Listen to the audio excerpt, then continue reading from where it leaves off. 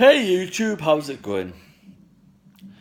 I don't know whether you've noticed, but I've just uploaded my first vlog, and that vlog was explaining what I'm going to be doing, what I'm going to be talking about, my interests, my hobbies, my pastimes, and I'd like to give you a bigger insight into what I'm into. So, one of the first things I said was I'm big into music, and I am. I'm a musician of sorts, not a particularly good one, but I play the guitar. I've been doing it for a number of years, to a certain degree of success or not. I've been in a few bands. Nothing really more outside your school band, playing the church hall, but it's a start. I actually came from quite a musical background, and I do excuse the background noise. That's T2 Transport playing on my Cody box illegally. But yes, I come from a musical background. Both my parents were musical.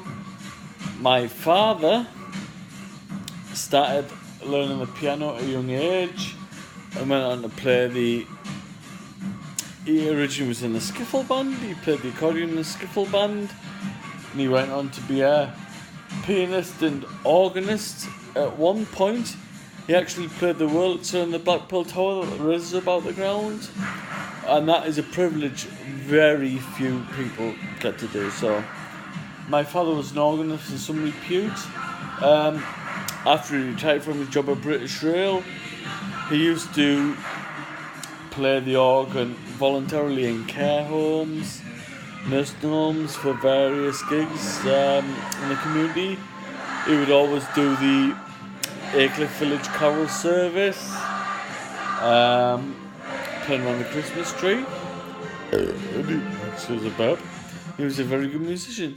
And my mother, she was a pianist as well, and actually got to her grade 7 or grade 8 pianist. But once she became a mother, she was a working mother. And she used to look after me, and she used to look after my father, and she didn't spend much time on the keyboard, the piano, but she was a very capable musician. And this is obviously where my musical background came from. When I was at primary school, we had a musical tryout to see who was inept. Is that the right word? No. Who was capable on a musical instrument? There was a lot of listening to music and trying to figure it out and blah de blah. Bearing in mind at this point I was about 6-year-old, 7 maybe pushing 8, maybe 7 pushing 8. And if you pass this test, you got to learn the violin. Now, out of a class of 30 of us, there was 4 of us that passed the test. So we got to learn violin. Of course, I was one. Coming from a musical background, I found it quite easy to identify notes, to identify music, to relate to it. So yeah, I kind of related to that and got to learn the violin. Didn't enjoy it. Did not enjoy it. It was a very, very good musical grounding. And I had a very good violin teacher, Mr. Oliver, I believe his name was. There was 4 of us. I was maybe 9-year-old at the time, 8, 9, yeah. And we got to play Au Clair de la Lune. I think I pronounced that right. And it was good to learn an instrument. I mean, my old man, God rest his soul, tried to teach me the keyboard, the piano. Hadn't quite worked. In fact, I seem to remember him going to Harrods in London to buy me a musical book. How to play the piano from Harrods. Well, actually, I suspect we were in London for break and there was a piano book in Harrods. He didn't actually go to Harrods to buy me the book. Regardless, my old man Ooh, excuse the fingers. My old man tried to get me to play the piano. Just didn't quite click. I just didn't relate to it. So when I learned the violin, yeah, kind of maybe strings are my thing. Not pianos, not percussion strings. So I got alright in the violin, got alright. But then after a few years, I left primary school. Yeah, I need to go further. The violin's not doing it for me. I'm no Nigel Kennedy, I wasn't playing a Stradivarius or anything, so where to go from here? Well, to guitar, obviously.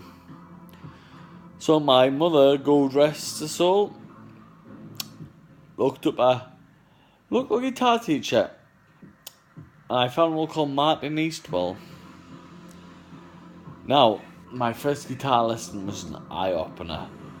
I was sort of me as I was going to be the next Jimi Hendrix, the next Eric Clapton. But no, my parents thought I should do it properly.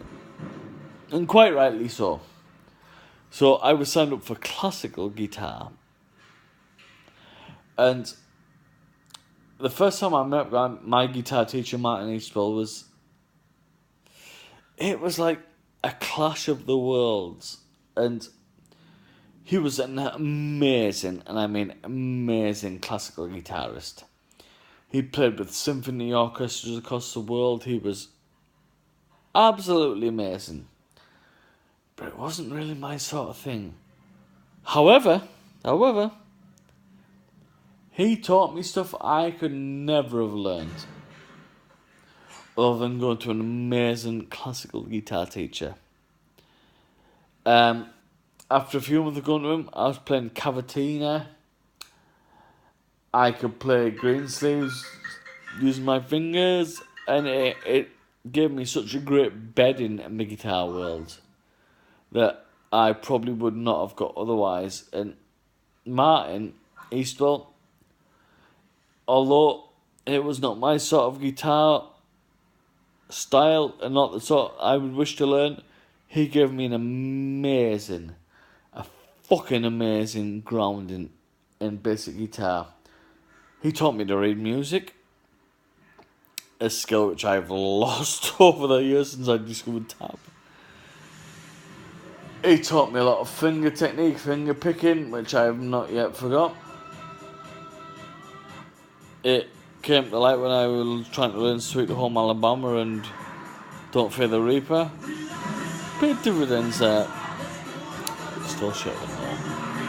But Martin Eastwell, amazing guitar teacher. Where did I go from there? Well, I formed a few bands in school.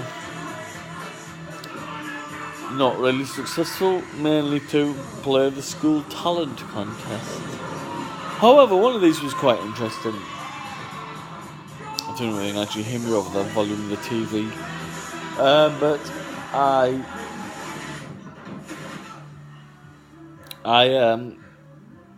was in a band at one time. 15-year-old maybe. We were due to play one of the shows at school, and our drum was unavailable. Damn, what do we do? However, another drummer from another band from our school says, "I'll fill in for you." Oh, cheers, much appreciated. And the lad's name was Edward Chesters, and may not mean much to most people, fair enough. However, after he left school, he was a few years older than me, he became a session drummer, and he drummed on the top 10 hit for Soho called Hippie Chick. YouTube it. It's quite a good song actually. From then on, he moved down to London and went on to become the drummer in the Blue Tones, seminal indie band from the 90s. A few of you might be going, yeah, I recognise that name. Yeah, Slight Return was their big hit. You must have heard of it. Even if you don't think you've heard of it, you've heard of it. So my semi-claim to fame was the drummer from the Blue Tones was in my band. we just structure them through the bit, we jump with them once, but hey, it makes a good story. Since then, what have I done with me on music? To be honest, not a lot. I've bought quite a few guitars. They're all hung on my wall, not doing much. I bought a few amps. They're sat in the living room, not doing much. And I'm very much a bedroom rock star. I'd love to do it. Have the intention to do it. Yeah, I can't be asked. One of these days, I will pick up my guitar and give it a damn good shredding. But until then, see you YouTube. Goodbye.